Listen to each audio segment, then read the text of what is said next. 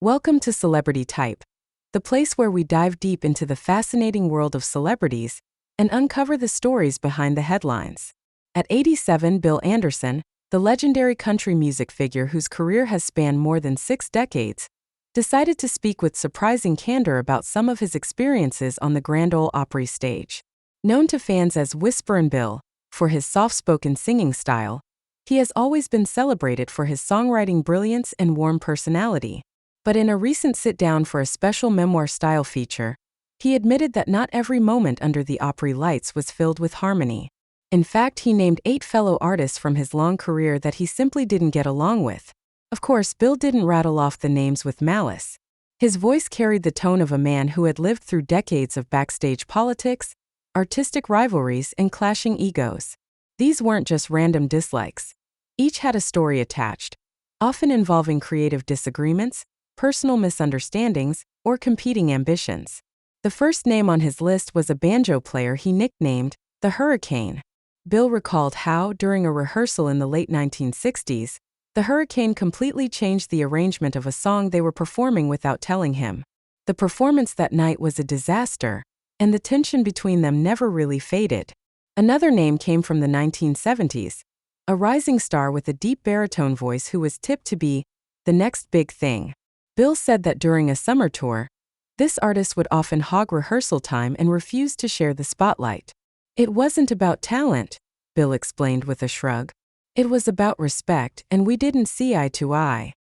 He spoke about a fiddle player who had a habit of arriving late, sometimes just minutes before showtime, which drove Bill, who has always been a stickler for punctuality, absolutely up the wall. There was also a popular singer from the mid-1980s who was outwardly charming but, according to Bill, would quietly spread rumors backstage. I learned pretty quick who I could trust, Bill said, his eyes narrowing at the memory. One of the most surprising names was a duet partner from the early 1990s. Fans adored their collaboration, but Bill revealed that behind closed doors, their working relationship was more like a battlefield. We'd smile for the cameras, then argue about everything from the key of a song to who got the last slice of pie in the green room. He chuckled.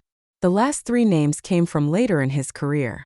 There was a steel guitar player who constantly pushed for modern arrangements, clashing with Bill's love for traditional sounds. There was a songwriter who once claimed credit for a chorus Bill had written entirely on his own. And finally, there was an energetic newcomer who, despite her incredible voice, never seemed to respect the Opry traditions, once even skipping a soundcheck to attend a party across town. Despite the blunt honesty of his recollections, Bill made it clear that he didn't carry bitterness.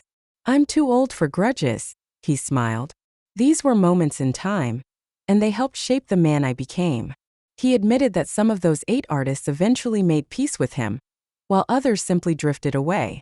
Bill also reflected on how the Opry itself has changed over the years, the lights brighter, the audiences more diverse, the backstage halls filled with both seasoned veterans and wide-eyed newcomers. It's a living thing, he said. Every personality, even the difficult ones, becomes part of the Opry's history. In the end, his confessions weren't meant to tarnish anyone's legacy. They were a reminder that even in a place built on music and joy, the human side, with all its flaws, egos, and missteps, still plays a big role. Bill Anderson, at 87, seemed content to tell it as he remembered it, letting the story stand as a testament to the complicated beauty of a life spent in country music's most legendary circle.